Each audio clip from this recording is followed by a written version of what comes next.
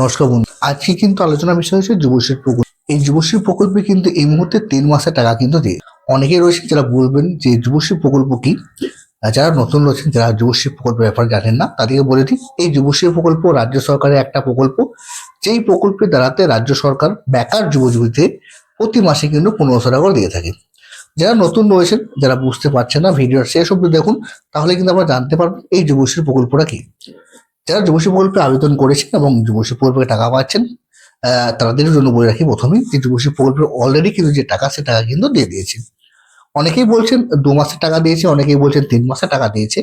তো কয় মাসের টাকা দিয়েছে সেটা আগে বলে দিই, তারপরে যারা নতুন রয়েছেন তাদের কিন্তু যুবশ্রী প্রকল্পতে আপনি কিভাবে আবেদন করবেন এবং প্রতি মাসে কিভাবে 1500 টাকা করে পাবেন সেটা বলছি। তো এই যে যুবশ্রী প্রকল্প, এই যুবশ্রী প্রকল্প রাজ্য সরকারের একটা প্রকল্প এবং এই যুবশ্রী প্রকল্প দ্বারাতে কিন্তু রাজ্য সরকার বেকার যুবতীদের প্রতি মাসে কিন্তু 1500 টাকা করে দিয়ে থাকে। ইতিমধ্যেই কিন্তু যুবশ্রী প্রকল্পের 6 থেকে 7 মাসের মতো টাকা বাকি ছিল। তার মধ্যে ইতিমধ্যেই কিন্তু যুবশ্রী প্রকল্পের যে টাকা, সে টাকা কালকে এবং পরশু কিন্তু সমস্ত ব্যাংক বেনিফিশিয়ারিদের ব্যাংক অ্যাকাউন্টে কিন্তু ক্রেডিট হয়ে গেছে। তো অনেকেই বলছেন যে 1500 টাকা ক্রেডিট হয়েছে, অনেকেই আবার বলছেন না 2 মাসে 3000 টাকা ক্রেডিট হয়েছে, আবার অনেকেই বলছেন না 3 মাসের টাকা আমার 4500 টাকা ক্রেডিট হয়েছে। তাহলে কত টাকা ক্রেডিট হয়েছে? তো এই মুহূর্তে আমরা যেটা আপডেট এই মুহূর্তে পেয়েছি যে যুবশ্রী প্রকল্পে যে টাকাগুলো বাকি ছিল তার মধ্যে কিন্তু 2 মাসের টাকা দিয়েছে 1500 প্লাস 1500 3000 টাকা কিন্তু ইতিমধ্যে সমস্ত বেনিফিশিয়ারিদের ব্যাংক অ্যাকাউন্টে কিন্তু টাকা ক্রেডিট হয়ে গেছে। অবশ্যই আপনারা জানবেন, যদি এখনো আপনাদের ব্যাংক অ্যাকাউন্টে কোনো রকম এসএমএস পাননি, তো অতি অবশ্যই ব্যাংক অ্যাকাউন্টে একবার চেক করে দেখবেন যে যুবশ্রী প্রকল্পের যে টাকা, সে টাকাটা আপনাদের ব্যাংক অ্যাকাউন্টে ক্রেডিটটা হয়েছে। এবার যারা যুবশ্রী প্রকল্পটা কি, যারা জানেন না তাদেরকে যুবশ্রী প্রকল্প রাজ্য সরকারের একটি প্রকল্প, যেটি 2013-তে আপনার বাস্তবায়িত হয় এবং 2013-তে যারা আবেদন করেছিল তারা কিন্তু প্রতি মাসে যুবশ্রী প্রকল্পের দ্বারা কিন্তু 1500 টাকা করে পায়। যারা নতুন রয়েছেন তারা কিন্তু এই যুবশ্রী প্রকল্পে আবেদনটা করতে পারে। অনলাইন আবেদন করতে হয়।